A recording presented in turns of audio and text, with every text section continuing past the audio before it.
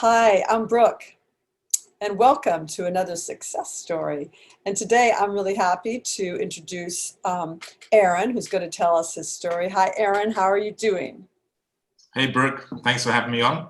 I'm doing well here in sunny Bali. That's awesome. Thank you so much for coming and taking time to share with us what it's been like for you on this dietary journey through to a meat diet, to a carnivore diet. What brought you to that? Yeah, so crazy story. So when I was, so right now at the time of recording this, I'm 31. So when I was 27, I basically decided to take my health seriously. And it wasn't like my own decision. It was one of my friends came to hang out with me. And basically he was everything that I was trying to be in my mind, but I wasn't doing it in actuality, right? So he was consistently going to the gym. He was working out. He was, building lots of muscle, and he was feeling good in his body. And I just wanted that. So I started going to the gym with him, and I started, he started training me on like what he was doing, and I started getting results in the gym. And then also when we went to eat, like he was eating completely differently to how I was eating, and like way more protein. And I remember asking him, I was like, dude, don't you eat vegetables? And he's like, nah, bro, that's what my food eats. And I was like, okay. I was like, all right, okay. And so I started eating how he was eating and started getting results, but I was still like eating like lean protein. I was still in the fat is bad camp. I was still doing that whole thing. I was eating lots of carbohydrates also. And I still had cravings and stuff. Even though I was losing weight, I was, putting on muscle, and I had a good transformation, but actually my health wasn't like as high as healthy as I could have been. And so fast forward a couple of years, I met one of my other friends, and here in Bali, and then I started following him, and then I remember hanging out with him once, and that was the first time that I'd ever went to a burger restaurant and not had a bun in my burger. And it was the weirdest thing. We just sat there and we were eating just burger patties and halloumi cheese. It was just like, this is crazy. And then after that, about a week after that, I went home, and I had 1 kilogram of silver side, like beef, right?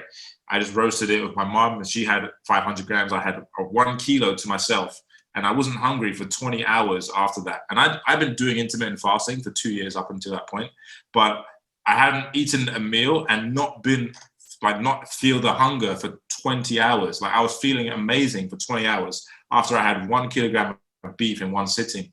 And I was like, wow, this is crazy, because up until that point, I wasn't low carb. I was still eating lots of carbs every day, still had lots of sugar cravings. And even though I looked healthy, I actually wasn't healthy because I had the cravings, right? And so after eating the beef, I was like, wow, this is crazy. Like this is something I need to explore, because I was been hearing about this carnivore stuff, but didn't really think that that was sustainable, right? And so after that point, I just started eating. I still like my vegetables, so I was eating, the beef with, like, for example, asparagus or broccoli, but it was pretty much 2/3 of my plate was beef, right, or lamb. And I started noticing like my energy levels were just sky high, more than they usually are, which is already high. But I just had like super like high sustained levels of energy and mental clarity throughout the day. And then all of a sudden my skin started to clear up. So before I had like ringworm at the back of my head. I had like these spots at the back of my head. Whenever I get a haircut, I'd have like all these spots at the back of my head. And as I Would started, would that itch? Would they you itch? know, No. yeah, they used to itch. Like whenever I get my haircut, because I usually get it cut lower than this, they would used to itch at the back of my head. Okay. And for the longest time, I just put cream on them, went to the doctors. And yeah, I just didn't know what the root cause was. And all of a sudden, I started eating way more meat, like pretty much like red meat every day for the last 2 years, pretty much. But when I initially started doing it, this went away. The problem went away. My skin, I used to have all these little spots on my forehead, like they're completely gone now. I used to have loads of little spots here. Like this is super smooth. It's like baby skin. You know? Right. Yeah, and so my skin started clearing up, and my skin started glowing, and wow, it was just amazing. The transformation was so drastic that I actually became a convert from like high carb to low carb and high fat. And before I was always judging people. Like one of my friends he does keto, and he's like super strict about it. And he's religious about keto, and I was like, dude, that's not sustainable. Like, how can you do that? But I'd never tried it, so I was just bashing it because I never tried it. And it's like, how can you bash something if you never tried it, right? So when I started implementing more meat and eating like more carnivorously, my health just completely went to the next level. And also in terms of like the injury, I had an injury in my shoulder, and that healed up very fast after I started changing my diet as well. Started incorporating bone broth and drinking that pretty much every day. And that really helped because all of the connective tissues healing my tissues. And yeah, so I healed my injuries, improved my skin, and also the sugar cravings. Like, I used to be a massive sugar fiend. Like, I used to go and, you know, in England, in America, they have it too. Haribo, you know, Haribo, the gummy bears. Oh yeah, the gummy bears. Yeah. Yeah, I used to love gummy bears. Like, I couldn't walk past the gummy bears in the shop and not pick one up. Like, that was how bad my addiction was. And now I can just walk past it, no problem, right? And when I started eating more carnivorously, the cravings for sugar went down drastically. Even carbohydrates, like my tolerance level now for carbohydrates is so low. Like, I can't actually finish if I eat a burger with the bun on it, I can't actually finish the whole bun because I just don't want the carbs anymore. And, you know, so what I do is I train people as well in this as well. So, like, not necessarily just carnivore, but, you know, I give people more freedom. Like, I'm not super strict about it. But a lot of people, what they realize is that they don't have cravings anymore because, you know, most people are usually eating like the SAD diet, like standard American diet, and they're eating like all the processed refined carbohydrates. And what people notice when they increase their meat intake, animal protein, organ meats, bone broth, they decrease the need for them to have the carbs and the desserts and all that kind of stuff, and the processed food, and their mood improves as well, and they have stable energy. So that's all the things that I've experienced too. What kind of carbs were you eating before in your other diet? Were you was like bread and nuts and grain and vegetables? Yeah. Or was it, so it was sort of general, most of Yes. the starches and stuff. Yeah. Yeah. Yeah, that's great. So dropping that away and you start to feel stronger and better and clearer. Yeah, and also the strength retention. So, for example, I used to work out a lot more than I do now. Like, now it's mostly focused on like my joint health and mobility and improving like my flexibility and stuff. But when I was doing strength training, my gains, I was making more gains in a shorter period of time because I had, you know, more creatine from the red meat. You know, Yeah. I never knew that. Like, you know, if you increase the red meat consumption, you have more strength, and it supports the muscle gains a lot better because you have more cholesterol and more testosterone, all these things. And I was like, wow, this is pretty cool. Yeah. Just all these more nutrients. You know, creatine is really interesting. Even vegans, God bless them, would do really well with creatine if they're not eating real food, you know, if they're not eating real animal food. Yeah, it's amazing. Yeah.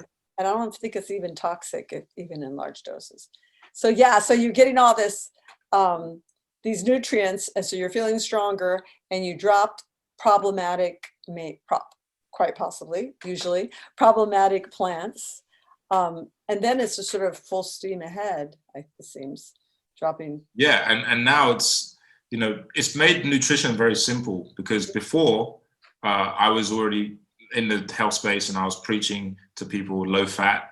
And what really changed my mindset on that was when I started to go deeper down the rabbit hole and look at why we're told, like, just asking the question why, right? Like, why are we told to eat low fat?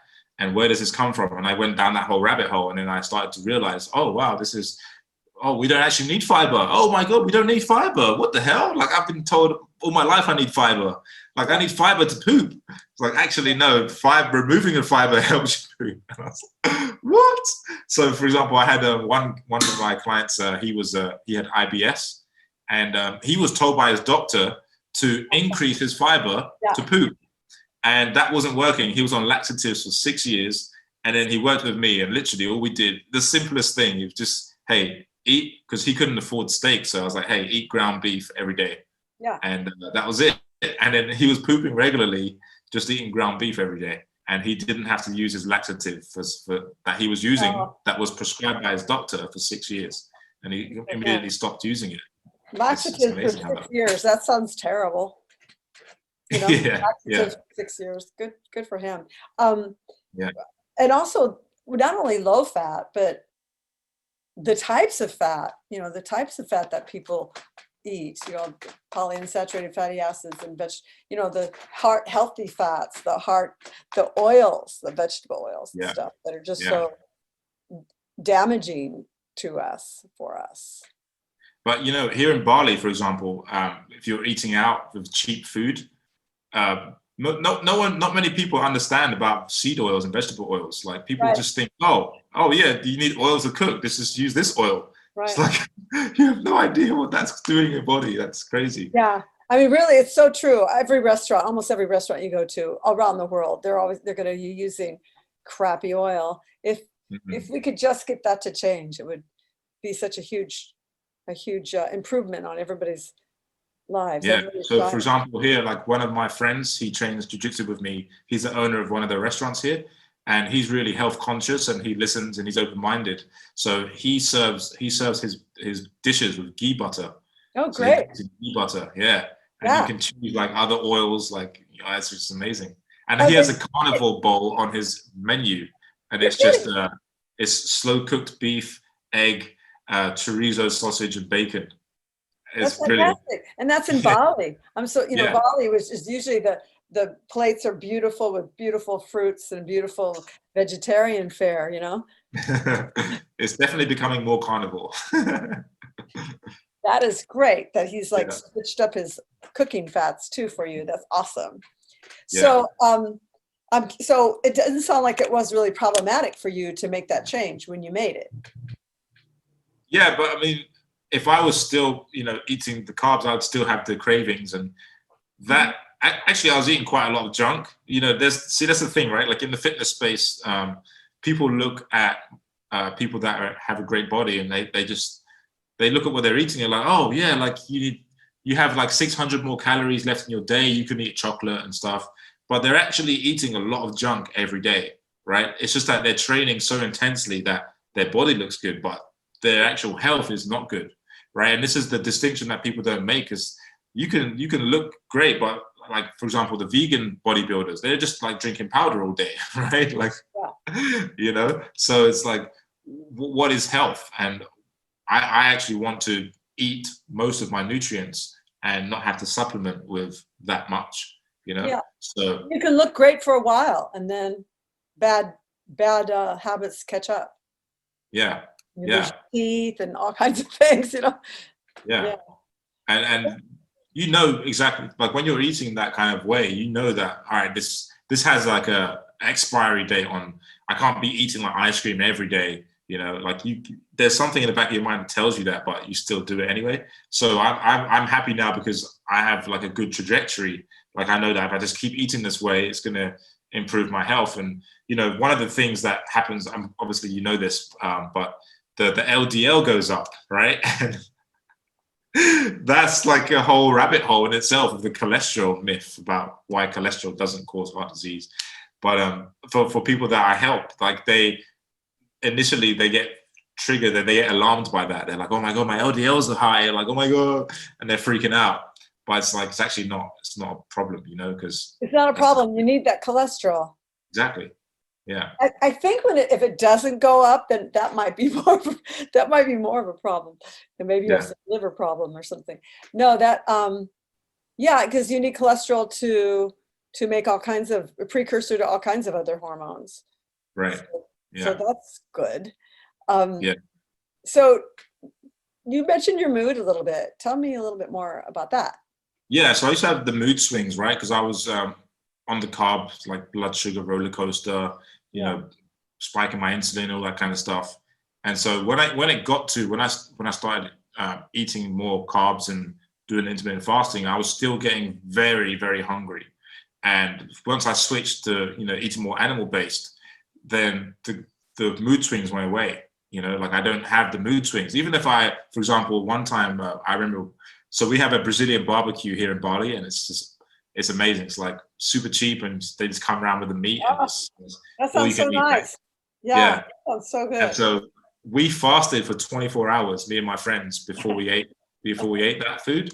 And it was interesting to observe everyone, because most of my friends here in Bali are also carnivorous. and like none of them were hangry. Like we were just mellow. We weren't like, oh my God, I need to eat. And we weren't, no one was angry about it, you know, but we'd all fasted for 24 hours. So when I was doing the carbs, if I fasted for 24 hours, I would feel I would not feel like myself basically. But once I've increased my meat intake, like I can do that. And then at the meal, we're just one meal, just all meat, like probably ate about 1.5 to 2 kilos of meat in one sitting and still felt great afterwards. So that's another thing. I used to get bloated a lot after eating. Yeah. And now that's all gone away because, you know, it's funny because after eating 2 kilos of meat, my stomach's still the same. It's crazy. You know, even now I've been doing it for 2 years and it still baffles my mind. That's one of the nicest things about carnivore, that you don't have to be bloated. Yeah. And you don't have the food coma. Like I haven't had food coma, and like the only time I've had food coma is when I've maybe been at a party and just ate like a bunch of lasagna or pasta, you know, but it heightens your awareness of around food and how it affects you, which I think is the biggest win, because up until I started changing to carnivorous, I didn't really have that awareness of how food was affecting me. Yeah. And now I realize, all right, this doesn't agree with me. This doesn't agree with me. You know, like, oh, I can't eat that. For example, what do you eat now? What's a typical day for you? Yeah, so I always tell people to have staple foods, because, you know, the healthiest people, we eat, like yourself included, probably, like you have like maybe 10, 15 foods that you eat on a weekly basis, and you stay within that, right? You don't have too much variety. So for me, I'm the same. I eat eggs. I eat 5 eggs a day, every day. I eat sausage. I eat beef patty. I eat steak. I eat bone broth. What else do I eat? Yeah, I do chicken feet bone broth also. So I do beef bone broth, and I also do chicken feet bone broth. And then that's pretty much it. And then I supplement with magnesium glycinate, and then I have some collagen peptide, but I don't actually need that because I get the collagen from chicken feet, right? And then some vitamin C from the beef liver, right? I eat 300 grams of beef liver a week, which is not much, but it's enough for my vitamin A requirements, right? Yeah. Which is really important for like immune system, as you know, skin and all that stuff. I remember having really delicious pork in Bali. Do you eat pork? Yeah, pork, yeah. So this is like just on a day-to-day basis, but yeah, sometimes I'll have pork ribs. We got a good guy that delivers pork ribs.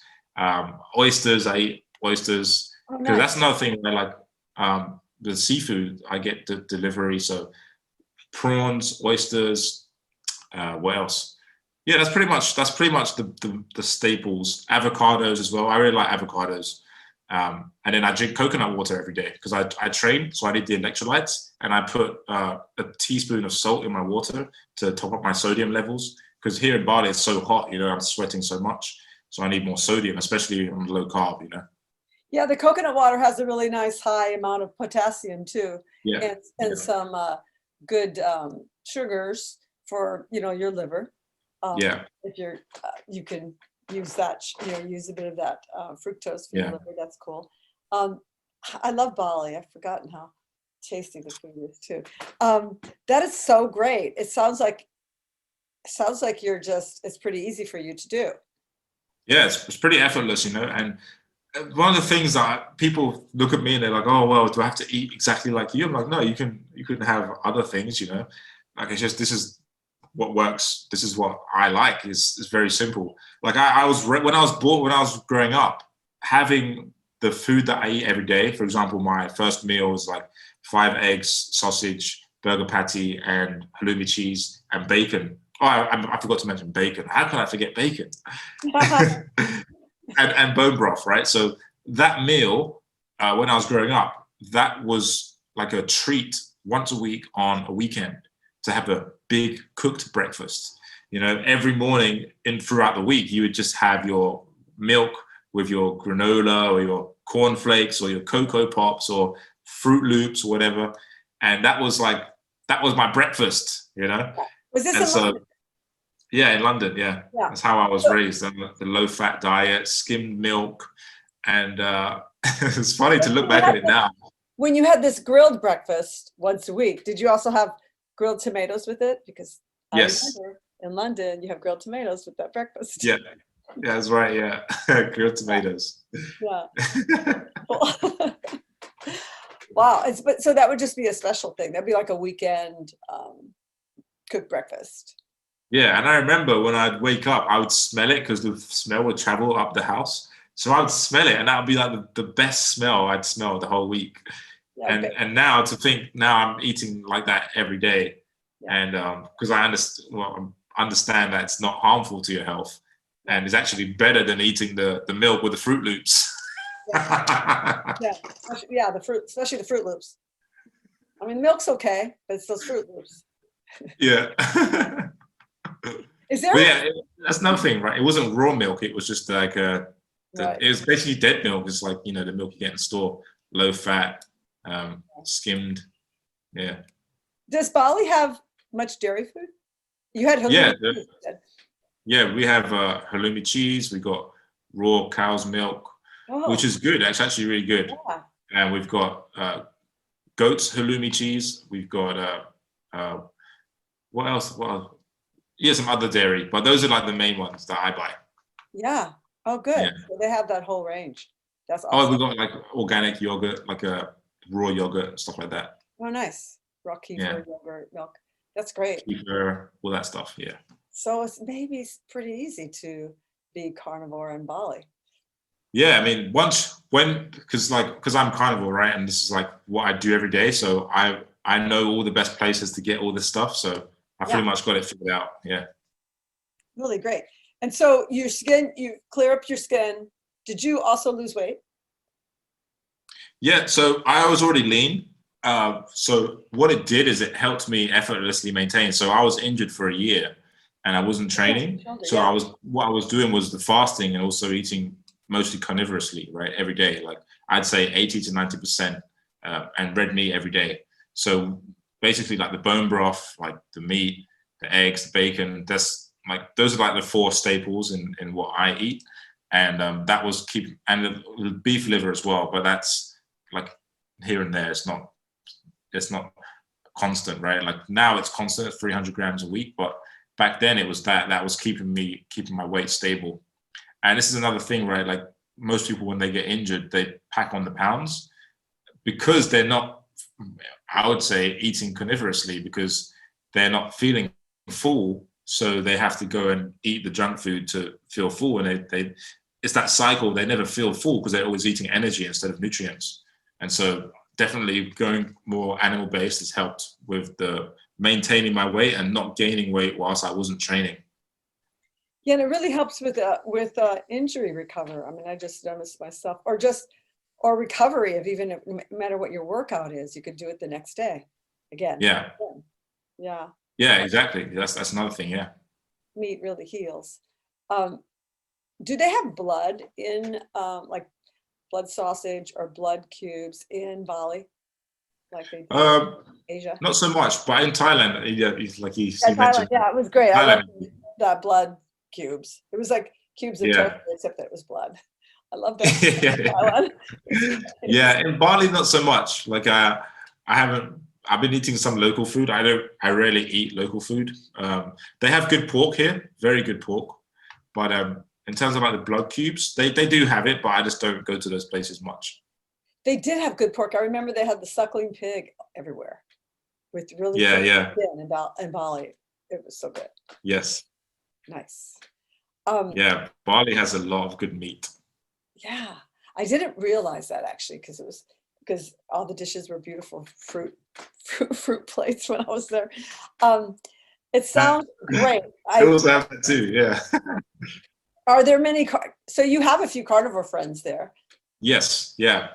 Yeah. And it was funny because we train at a gym and we always like go for lunch and we always eat the similar things. So we'd eat like oysters or we'll all eat steak or, you know, like sometimes we'll eat chicken wings or we'll go for pork ribs. You know, it's that's how it is. Just some meaty guys going out for meat. Nice. Well, have you tuned into Meet RX very much? Have you gone?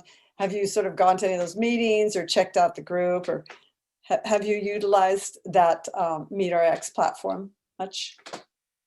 Yeah, so I looked at a lot of the stories, the success stories, because that's pretty much like one of the things that helps me to spread this message, right? So MeatRx is helping with that, because MeatRx documents all the, like for example, gout, as you know, is like a big thing that if you go to any doctor, they're like, oh, you're eating too much meat, your uric acid levels are high. And it's like, wait a minute, here's a link from MeatRx. So here's this guy who healed gout with carnivore. And it's like, it's good to just share these stories with people, because most people, I mean, the whole meat heals thing, if you're not used to this message, like I wasn't 2 years ago, I'm just thinking back to how I used to think.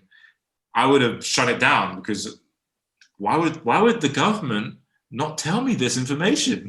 Right, right. Of course not. The government really cares about my health. Why would they not inform me about this? They tell you. And meat, it's amazing, you know, the idea of meat heals is just, it is such a healing food. It's like the nutrient food. Even Yeah, animal food. I mean, we'd be nowhere without animals. We wouldn't be here. The yeah, big circle of exactly. that. Yeah, that's awesome. I'm glad you Yeah.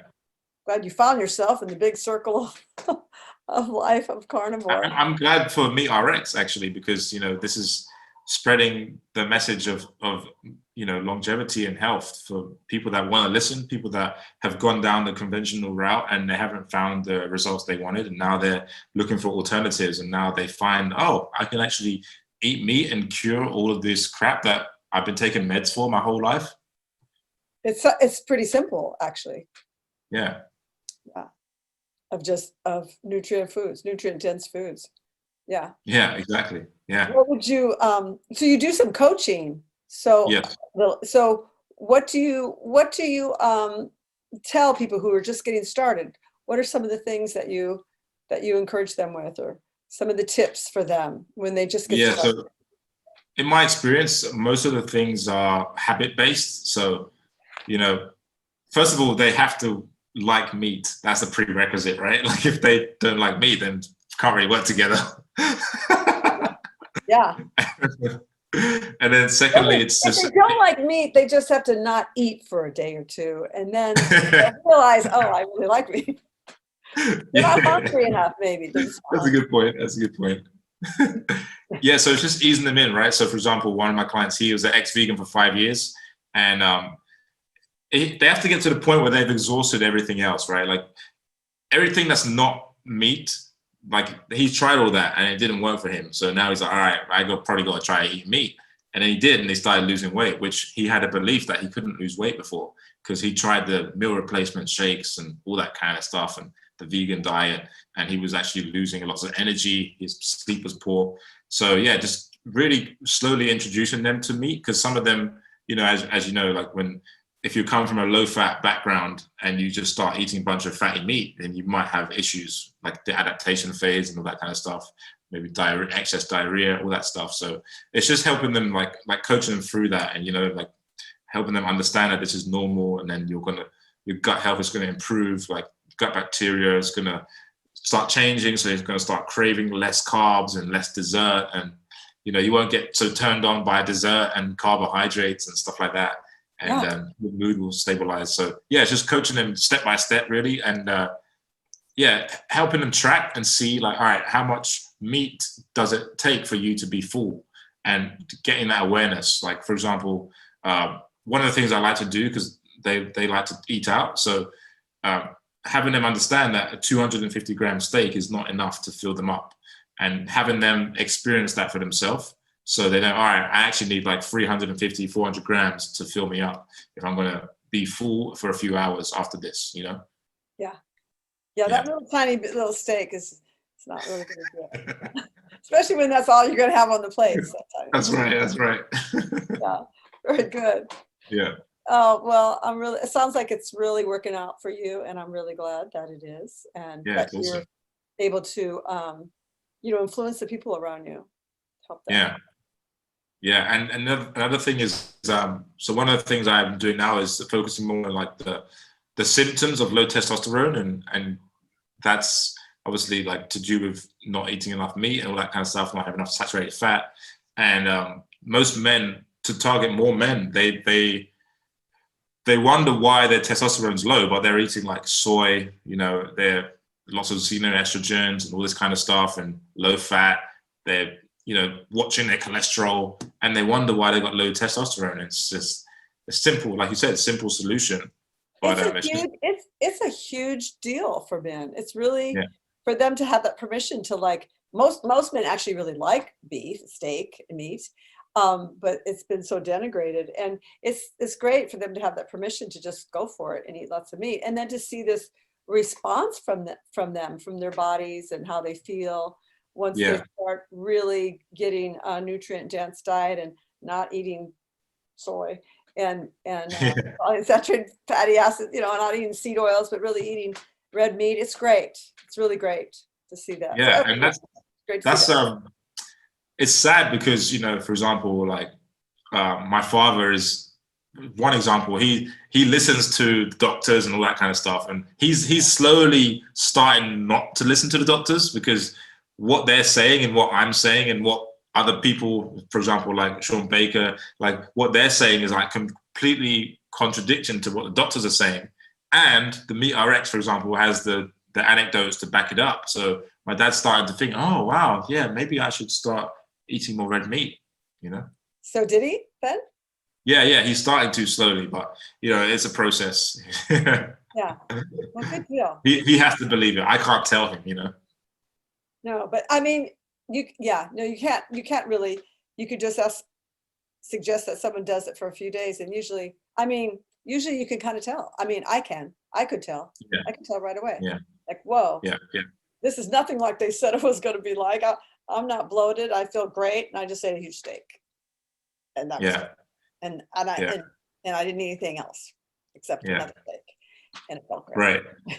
Well, so my father has a 6-year-old boy, so my half brother, and when I went there in England, we went to the park and we were doing pull-ups and stuff, and he was like, "I want to be strong like you, Aaron." And then I said, "Well," when we went to dinner and we had a steak, I was like, "Well, you want to be strong like me, you need to eat the steak." And he's like, "Okay, I thought I need to eat spinach." I was like, "No, you need to eat steak."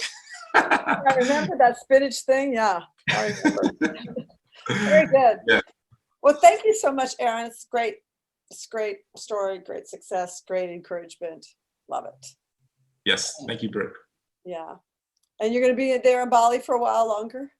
Yeah, for sure. Yeah. Yeah. I mean, right now I'm looking out onto the palm trees and blue sky. So yeah, I'll be here for a while.